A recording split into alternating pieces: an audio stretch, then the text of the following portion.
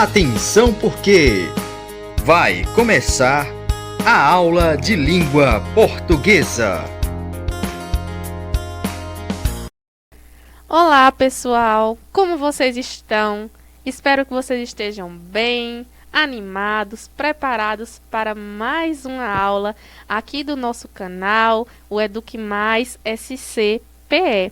Desde já eu conto com a participação de vocês, né, que vocês possam estar interagindo aqui no nosso chat, né, no YouTube, colocando a escola, o nome da escola que você estuda, a sua série, tá certo? Dando sugestões sobre a aula, né, colocando aquilo que vocês estão compreendendo, as dúvidas, tá certo, pessoal? Então, sintam-se convidados. E nós vamos começar a correção, fazendo a correção da atividade, né, de número 18, né, referente à aula passada. Então, vocês estão lembrados que na semana passada nós conversamos um pouco sobre os recursos persuasivos que nós encontramos na nossa língua portuguesa e que também encontramos em diversos gêneros textuais, inclusive nas publicidades, conforme estudamos. E é sobre isso que a atividade está tratando, tá certo? A primeira questão diz o seguinte: as mensagens dos anúncios publicitários também têm a função mais apelativa, com o objetivo de persuadir e chamar a atenção para algo de relevância social. Quais recursos persuasivos foram utilizados, né, nessa imagem, no outdoor que vocês fizeram a leitura? E também qual foi a intenção, né, do autor ao estar utilizando esses recursos nesta campanha? Então, a resposta é a seguinte, ó. Nós observamos a presença de uma linguagem apelativa, letras destacadas, a ilustração da máscara, né, como vocês podem ver aí na imagem, que está protegendo o outdoor, que chama muita atenção, as cores vibrantes, os recursos que foram utilizados, todos esses recursos, né, que vocês citaram também, acredito, outros, eles possuem a intenção de conscientizar as pessoas sobre a importância, né, de estarem utilizando a máscara como uma forma de prevenção ao vírus, tá certo? Então, aí está a resposta da primeira questão. Segunda questão: que tipo de linguagem é predominante no texto? Então, a linguagem que predomina é uma linguagem híbrida, né? A junção da linguagem verbal com a não verbal. Terceira: qual empresa que patrocinou essa campanha publicitária? E onde encontra-se a logo da empresa? Então, a empresa que patrocinou foi a Unimed, certo? Esta campanha. E a logo da empresa encontra-se logo ao lado direito, né, da placa, se vocês observarem, no quadrinho verde, né, nós conseguimos encontrar a logo da empresa. Quarta questão: os anúncios lidos na atividade são exemplos de que gênero textual? Né? Então, alternativa correta, a letra A, ao gênero publicitário. Sobre a quinta questão, né, foi uma atividade de produção textual, que dizia o seguinte: agora é a sua vez. Você produzirá uma campanha com o objetivo de promover a ideia de combate ao coronavírus. Utilize a linguagem verbal, não verbal, crie o slogan, a imagem e coloque a empresa ou instituição que está promovendo a campanha. Observe os modelos que foram sugeridos no resumo, né, da atividade. Então, aí eu tenho certeza que vocês criaram, né, excelentes campanhas com o objetivo de combate ao vírus. Agora, galerinha, nós vamos conversar sobre o tema da nossa aula, que é estratégias persuasivas em textos argumentativos. Vocês perceberam que o tema da aula de hoje é bastante parecido com o da aula passada? Nós também estudamos essas estratégias persuasivas. só que em textos publicitários. Hoje nós vamos observar essas mesmas estratégias, só que em textos argumentativos. Vamos relembrar o que é argumentar? O que é um texto argumentativo e qual o objetivo dele? Argumentar é expressar uma convicção, ou seja, o seu ponto de vista, aquilo que você acredita, que é desenvolvido e explicado de forma a persuadir o ouvinte ou o leitor. Então, argumentar é quando você está expressando com convicção, você está explicando algo, né, expondo o seu ponto de vista e que tem um objetivo de estar convencendo uma determinada pessoa, um grupo de pessoas, né, sejam elas ouvintes ou leitores. É necessário que apresentemos um raciocínio coerente e convincente, mas que seja baseado na verdade. E dessa forma, né, se seu argumento estiver baseado na verdade, ele vai sim passar a convencer e influenciar o outro, né, que vai levá-lo também a pensar e até muitas vezes a agir de acordo com os seus objetivos, certo? Então, tudo isso se dá através da argumentação. Então, vejam aí que interessante. Além de gerar uma reflexão nas pessoas, o nosso argumento, ele pode até mesmo influenciar no modo de agir das pessoas, né? Então, nós temos aí, argumentar é persuadir racionalmente. A persuasão racional faz o apelo à razão. E a persuasão emocional, como já se diz, ela vai fazer um apelo aos desejos, sentimentos, medos, emoções e frustrações das pessoas, certo? E o que é um texto argumentativo?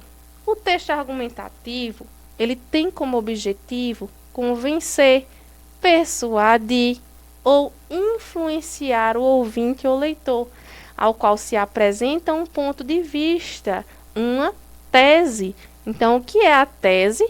A tese é o meu ponto de vista, minha opinião é a respeito de um determinado assunto.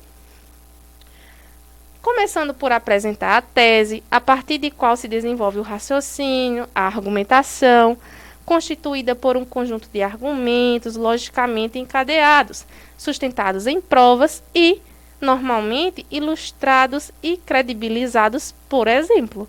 Então, o seu argumento, para que ele seja convincente em um texto, ele precisa sim ser sustentado por provas, exemplos, né, para que a pessoa que esteja ali fazendo a leitura ou ouvindo o seu discurso, ela possa sim acreditar e ser persuadida com aquilo que você quer dizer.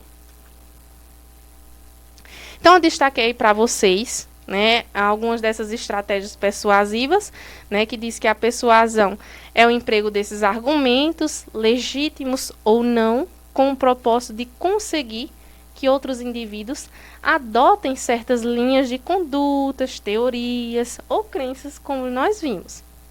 O conceito de persuasão está intimamente ligado à crença e convicção, porque persuadir alguém significa fazer com que essa pessoa acredite ou até mesmo aceite uma determinada ideia, né? Nós vimos nos textos de campanhas publicitárias que há essa questão da propagação de ideias, né, para que as pessoas se conscientizem sobre um assunto que a população muitas vezes está precisando fazer essa reflexão.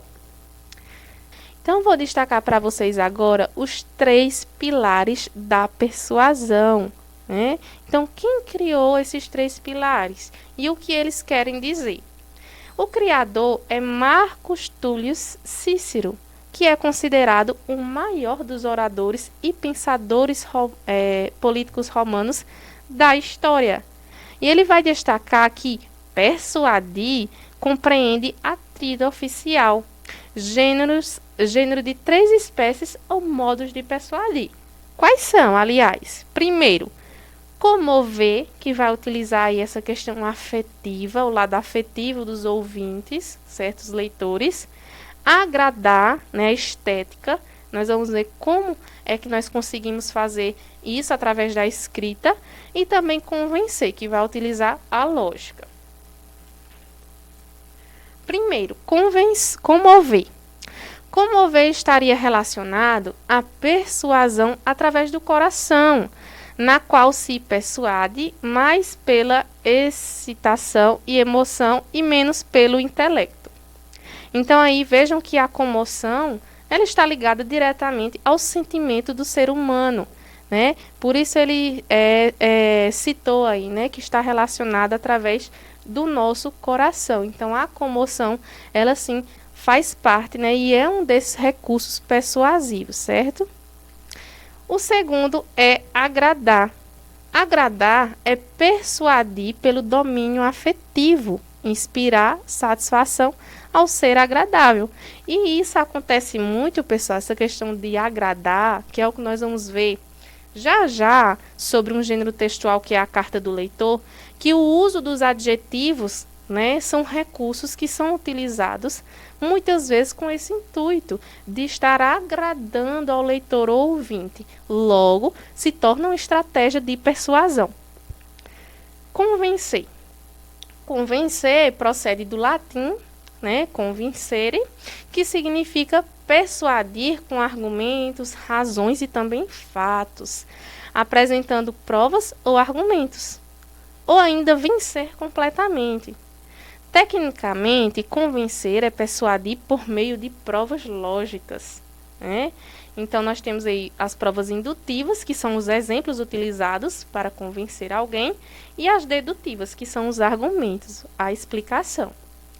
Está ligada, portanto, ao domínio intelectual, à capacidade do consultor ganhar o cliente em argumentos. Um exemplo aí de campanha seria especificadamente, certo? E aí eu destaquei para vocês algumas palavras persuasivas que nós encontramos em textos, certo? Como sensacional, espetacular, maravilhoso, esplêndido, formidável, extraordinário, fantástico, incrível e assim sucessivamente. Vejam que essas palavrinhas, né, elas todas trazem essa positividade, né? Então são características positivas que nós encontramos então nos adjetivos, certo? E elas trazem essa persuasão por estar agradando, elogiando. Agora nós vamos ver um exemplo de texto argumentativo, tá certo? O que é um texto argumentativo? Que vai trazer a tese, o ponto de vista do autor sobre um determinado assunto. E aí nós temos a carta de leitor, né? A carta de leitor é um gênero, né, um tipo de carta que está geralmente veiculada aos jornais e às revistas. E nesse tipo de carta, os leitores podem estar apresentando as opiniões deles, certo? O que eles acharam sobre uma determinada matéria, uma publicação, uma sugestão, né? Então, vejam, esse gênero epistolar possui uma função relevante para os meios de comunicação, de modo que a carta do leitor assegura uma resposta, um feedback de seus leitores.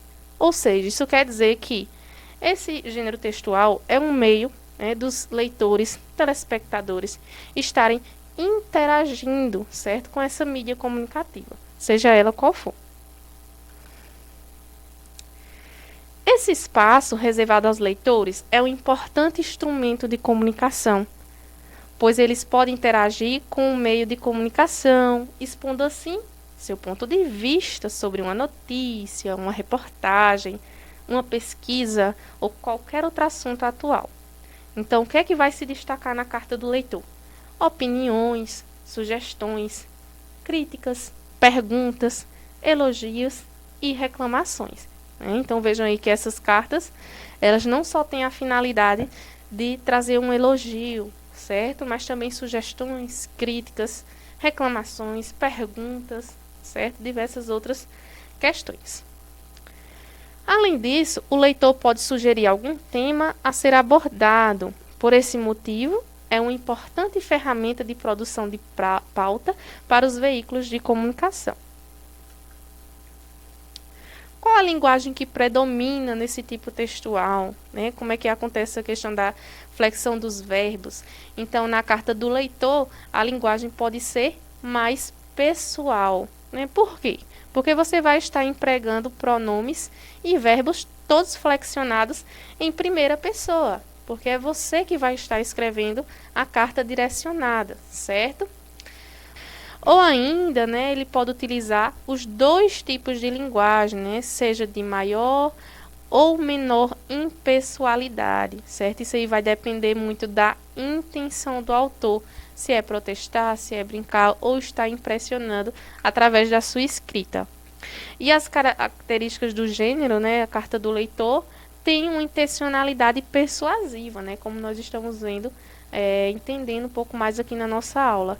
E tem um formato muito semelhante à carta pessoal, né, gente, que vocês conhecem bem, né, já produziram bastante esse gênero textual na escola, a carta pessoal, porque vai apresentar a data, o vocativo, né, que é a expressão que eu uso para estar me referindo a alguém, né, fazendo essa invocação chamando, o corpo do texto, uma expressão cordial de despedida, a assinatura, a cidade de origem. Então vejam que a estrutura da carta do leitor é muito parecida, certo? Com a carta pessoal. E eu trouxe um exemplo, é claro, para vocês, certo? De carta do leitor. A autora desta carta é uma professora, certo? Ela escreveu a carta dirigida aos seus estudantes, que são os alunos do 5º ano A, né? Do SESI de Jaú, por e-mail. Que diz assim: meio ambiente. Caros leitores, hoje vamos falar sobre a nossa cidade de Jaú e a preservação do meio ambiente. Estudamos em nossas aulas sobre a importância de preservar e cuidar do nosso ambiente. Também sabemos as graves consequências que podemos sofrer se não respeitarmos a natureza. Portanto, estamos aqui para fazer um alerta a toda a comunidade jauense. Cuide, preserve, recicle, plante e não polua. Faça sua parte, pois assim podemos criar um mundo melhor. Poluir para quê? O remédio está em você. Obrigada pela atenção. Então, aí tem o remetente, né, e o destinatário, que são os alunos do 5º ano A.